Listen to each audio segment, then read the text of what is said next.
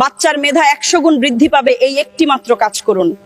বাচ্চা ঘুমিয়ে গেলে তার মাথায় হাত রেখে এই দুটি দোয়া বারবার পড়ুন। প্রথম দোয়াটা হচ্ছে আল্লাহুম্মা ফাক্কিহু ফিদ্দিন, অর্থাৎ হে আল্লাহ তাকে দ্বীনের সহিত জ্ঞান দান করুন।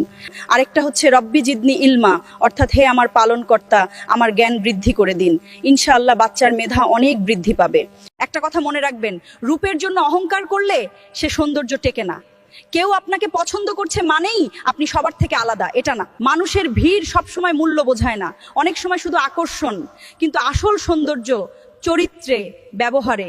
তাই অহংকার না, বিনয়ী হন, কারণ যে মানুষ বিনয়ী সেই মানুষই সত্যিকারের সুন্দর। রাসূল বলেছেন, যে ব্যক্তি এই দোয়াটি নিয়মিত পাঠ করবেন সেই ব্যক্তি আল্লাহর প্রেমে পড়ে যাবেন। এমনকি রাসূল এই দোয়াটি নিজেও পাঠ করতেন। দোয়াটি হলো আল্লাহুম্মা ইন্নী আসআলুকা হুব্বাকা, may everyone be granted the ability to please আল্লাহ তাআলা। আমিন, আলহামদুলিল্লাহ।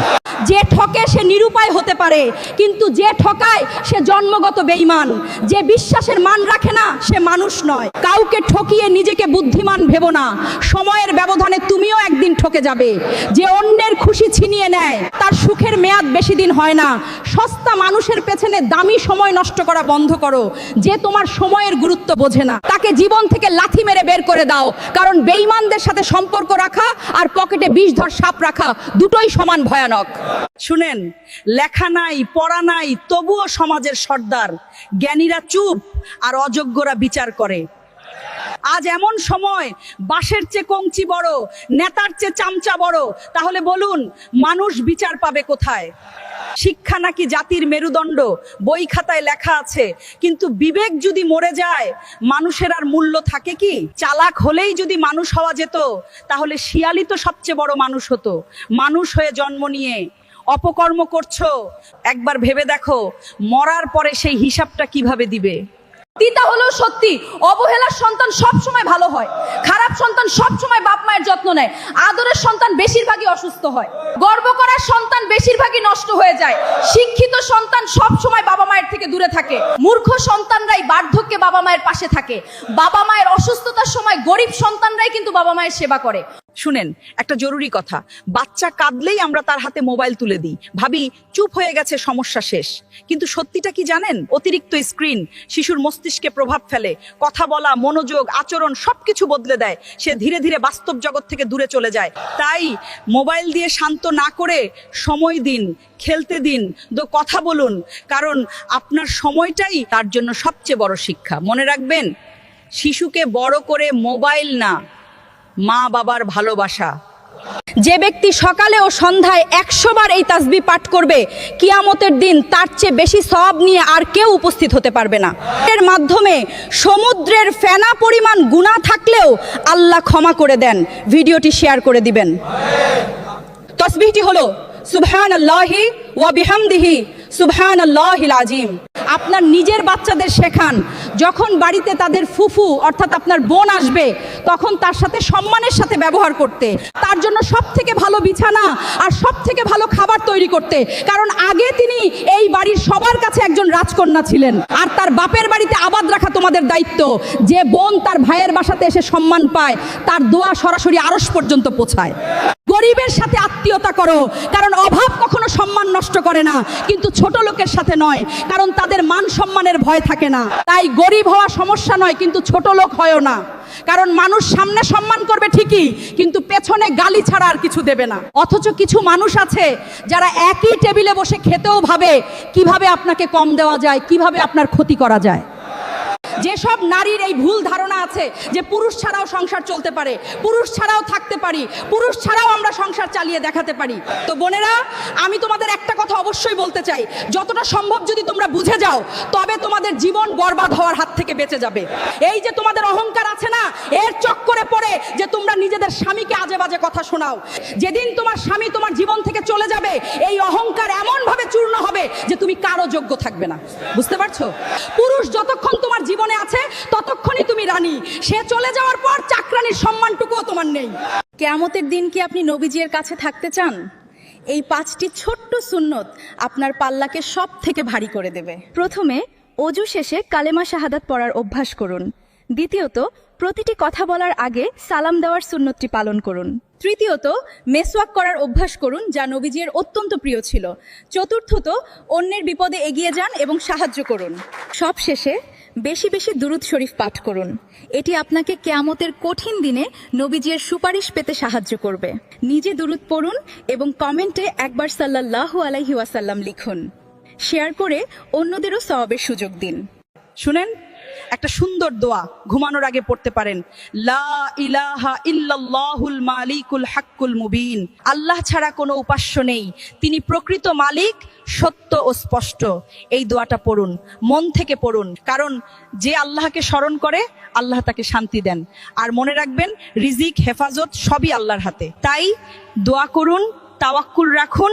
আপনি কি জানেন এমন একটি দোয়া আছে যা পড়ার সাথেই আল্লাহ বান্দার উপর খুশি হয়ে যান?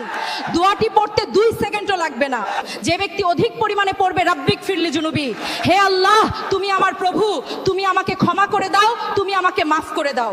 বিশ্বনবী বলেছেন, এই দোয়াটা যখন বান্দা পড়তে যতক্ষণ না দেরি হবে, এই বান্দার উপরে আরশের মালিক আমার আল্লাহ খুশি হতে দেরি হবে না। আল্লাহ আমাদের সবাইকে মাফ করুন। কমেন্টে আমিন লিখুন এবং ভিডিওটি সেভ করে রাখুন আর শেয়ার করে সাদকায়ে জারিয়ার অংশীদার। প্রত্যেকটা ফ্যামিলিতেই কিছু আত্মীয় থাকে যাদের শুধু অ্যালার্জিতে নয়, আপনার উন্নতি দেখলেও চুলকায়। এদের আপনি যতই উপকার করেন না কেন, যখন দেখবে এরা কোনো দিক থেকেই আপনার সমান সমান হতে পারছে না, তখন এদের মূল উদ্দেশ্যই হয় আপনার জীবনের শান্তি নষ্ট করা। ইসলামে 3টি সময় নামাজ পড়া নিষেধ করেছে।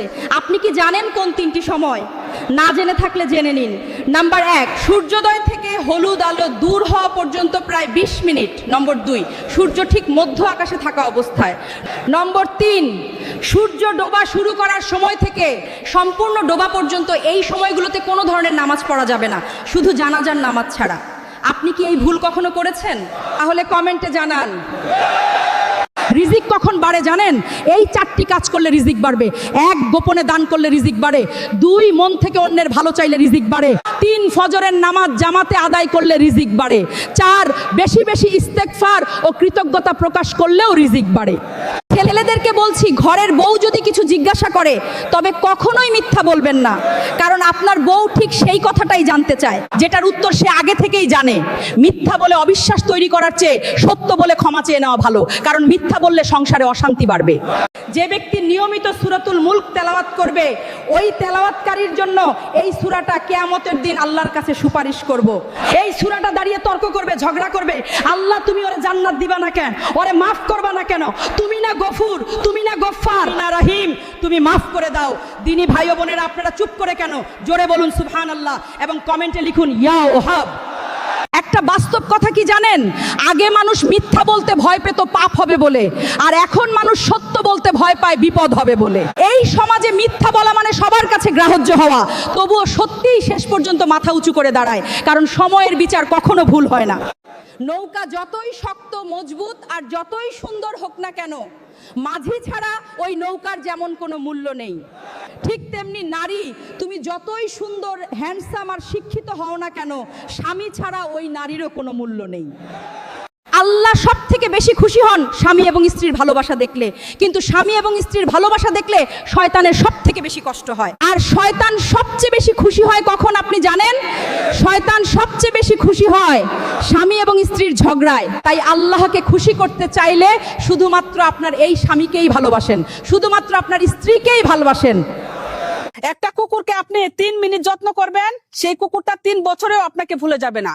আর একটা নারীকে যদি আপনি 3 বছর যত্ন করে ভালোবাসা দিয়ে আগলে রাখেন, আর ওই নারী যদি অন্য একটা পুরুষের গন্ধ পায়, 3 সেকেন্ড টাইমও নিবে না আপনার মতো পুরুষকে ভুলে যেতে, কারণ আমরা নারী জাতটাই হচ্ছে এরকম। মনে রাখবেন, একটা দেশ ধ্বংস হওয়ার জন্য ঘুমন্ত প্রজা, জঘন্য রাজা আর বিকৃত সাংবাদিকরাই যথেষ্ট। চোর গরিব হলেও সে সামান্য কিছু মানুষের সম্পদ চুরি করে, কিন্তু চোর যদি নেতা হয় সে পুরো জাতির সম্পদ চুরি করে। আপনার যে কোনো রোগের জন্য আপনি একটাবার এই দোয়াটি পড়ুন, আপনার রোগ ভালো হয়ে যাবে ইনশাআল্লাহ। আপনি ভিডিওটি শেয়ার করলে যত মানুষ এই দোয়াটি পড়বে আপনার সওয়াব হবে এবং সেই মানুষটিও সুস্থ হবে ইনশাআল্লাহ। তাই দোয়াটি আমার সাথে পড়ুন। আল্লাহুম্মা রাব্বান নাস আযহিবাল বাস ইশফি আনতাশ শাফি লা শিফা ইল্লা শিফাউক শিফান লা ইয়াগাদিরু সাকমান। কমেন্টে লিখুন আমিন। খুব গুরুত্বপূর্ণ একটা হাদিস। নামাজের সময় কি কি করা যাবে না এটা কি আপনি জানেন? যদি না জেনে থাকেন জেনে নিন। রাসূল সাল্লাল্লাহু আলাইহি সাল্লাম বলেছেন, একজন ব্যক্তি নামাজ পড়ছে তার মানে সে আল্লাহর সঙ্গে সরাসরি কথা বলছে, তাই তাকে বিরক্ত করা ঠিক নয়, তার পাশে কথা বলার জায়েজ নেই, এমনকি নামাজরত ব্যক্তির পাশে শব্দ করে কোরআন তেলাওয়াত করাও জায়েজ নাই। কথাটি বুঝতে পারছেন? কোনোভাবেই তার মনোযোগ নষ্ট করা যাবে না। এই শিক্ষাটা সবাই মানা উচিত কিনা মতামত দিন। দোয়া কবুলের সব থেকে বড় অস্ত্রটি শিখে রাখুন। এই আমলের উসিলায় আপনি আল্লাহর কাছে যা চাইবেন আল্লাহ তাআলা কবুল করে নেবেন ইনশাআল্লাহ। যে কোনো দুরূদ শরীফ 3 বার, সূরা ফাতিহা 7 বার এবং সূরা ইখলাস পড়তে হবে 9 বার। এরপর মন খুলে আল্লাহর কাছে যা চাইবেন সবই কবুল হবে ইনশাআল্লাহ। ফেরেশতারাও ভয় পেয়ে যান যদি কোনো ব্যক্তি এই দোয়াটি পাঠ করে। হাদিস থেকে জানা যায় এক ব্যক্তি এই দোয়াটি পাঠ করলে ফেরেশতারা ঘাবড়ে যান এবং আল্লাহর কাছে আরজ করেন, হে আল্লাহ, এর সওয়াব কত লেখা হবে? তখন আল্লাহ তাআলা বলেন, এর সওয়াব এখন লিখো না, সে যা পাঠ করেছে তাই লিখে রাখো, কিয়ামতের দিন এর সওয়াব এবং এর প্রতিদান আমি নিজেই দেব। দোয়াটি বলার আগে এই ভিডিওটি যত পারেন শেয়ার করুন, হতে পারে কিয়ামতের দিন এই শেয়ারই আমাদের নাজাতের উসিলা হয়ে যাবে। দোয়াটি হলো, ইয়া রাব্বি লাকাল হামদু কামা ইয়ামবাগি লি জালালি আজহিকা ওয়া আজিম সুলতানিকা। তাই দোয়াটি শেয়ার করুন, হতে পারে এই আমলটি কবরের ভেতর আমাদের উপকারে আসবে। আর কমেন্টে মাশাআল্লাহ লিখুন যাতে আপনি দ্বিগুণ সওয়াব পান। একটা কথা মনে রাখবেন, গরিব হওয়া কোনো লজ্জার না, অভাব কখনো মানুষের সম্মান কমায় না, কিন্তু খারাপ চরিত্র সেটাই আসল সমস্যা। টাকা থাকলেও যদি মন ছোট হয় তাহলে সে মানুষ কখনো বড় হয় না। কিছু মানুষ আছে একই টেবিলে বসে খায় তবুও ভাবে কিভাবে আপনাকে কম দেওয়া যায়, কিভাবে আপনার ক্ষতি করা যায়। তাই মানুষ বেছে নিন টাকা দেখে না, চরিত্র দেখে। কারণ সম্মান টাকা থেকে না,